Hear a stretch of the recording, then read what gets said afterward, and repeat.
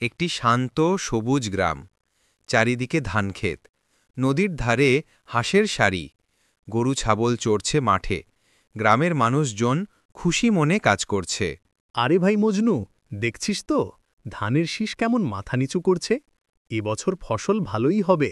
হ্যাঁ রে রফিক, আল্লাহ চাইলে এবার সবার ঘরে চাল থাকবে, আর কোনো চিন্তা নেই। তাদের হাসি হঠাৎ থেমে যায়, কারণ দূর থেকে দেখা যাচ্ছে আসছেন জমিদার রাজা বাহাদুর চৌধুরী। এই কৃষকেরা, দাঁড়াও দাঁড়াও, কই খাজনা কই? গত মাসের পাওনা আজও জমা দিলে না কেন? হুজুর, এবার বন্যায় কিছু ক্ষতি হয়েছে, ফসল তুলতে দেরি হয়েছে, 2 সপ্তাহ সময় দেন। চুপ করো, জমিদারের টাকা কি কখনো আটকে রাখা যায়? তোমাদের গরু, জমি সব বাজেয়াপ্ত করব। সন্ধ্যায় গ্রামের বটতলায় সবাই বসে আছে। এই জমিদার আমাদের জীবনটাকে দুর্বিষহ বানাইয়া ফেলছে, আর কত সহ্য করব? কিন্তু আমরা তো গরিব মানুষ, জমিদারের সৈন্য আছে, লাঠিয়াল আছে, আমরা কেমনে লড়ব? লড়াই শুধু লাঠি দিয়ে হয় না, একতা যদি থাকে তবে জমিদারও টিকতে পারবে না। আমরা মেয়েরাও বসে থাকব না, একসাথে দাঁড়ালে জমিদারের জুলুম ভাঙবই। সবার চোখে আগুন জ্বলে ওঠে। জমিদার তার প্রাসাদে বসে ওয়াইন খাচ্ছেন, পাশে দাস দাঁড়িয়ে। এই গ্রামের লোকগুলো এখন মাথা তুলতে চাইছে, তাদের আরও ভয় দেখাতে হবে। কালই ঘোষণা দাও, যার ঘরে খাজনা নাই তার ছেলে মেয়েদেরও আমি কাজের মানুষ বানিয়ে নেব। জি হুজুর। পরের দিন জমিদারের সৈন্যরা এসে কয়েকটি গরু ছাগল কেড়ে নেয়। এক কৃষকের মেয়ে জয়নবকে ধরে নিয়ে যেতে চায়। না না, আমার মেয়েটারে নিয়ে যাইবেন বা?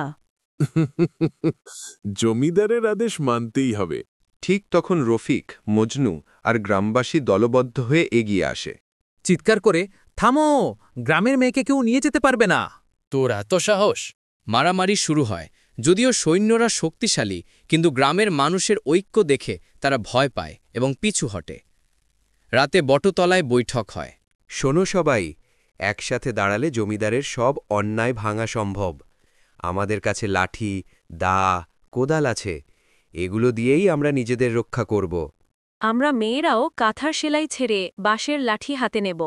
হক কথা, মনে রেখো, অন্যায় সহ্য করলে অন্যায় আরও বাড়ে। সবাই হাত তুলে প্রতিজ্ঞা করে, অত্যাচারের শেষ করব। জমিদার খবর পেয়ে রেগে যায়। আজ আমি গ্রামটাই জ্বালিয়ে দেব, লাঠিয়াল বাহিনী ডাকো।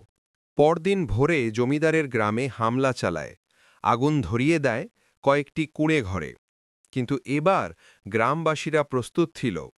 বাঁশের লাঠি, কাস্তে, কুদাল নিয়ে তারা ঝাঁপিয়ে পড়ে। তোমরা কি আমার সাথে বিদ্রোহ করছো?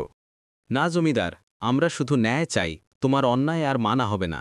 তুমি আমাদের ধান চাল কেড়ে নিতে পারো, ঘর ভাঙতে পারো, কিন্তু আমাদের ইচ্ছা শক্তি কেড়ে নিতে পারবে না। এ কথা শুনে গ্রামবাসীরা একযোগে চিৎকার করে উঠল। যখন গ্রামবাসীর ঐক্য ভাঙতে না পারে, তখন জমিদার চলে যায়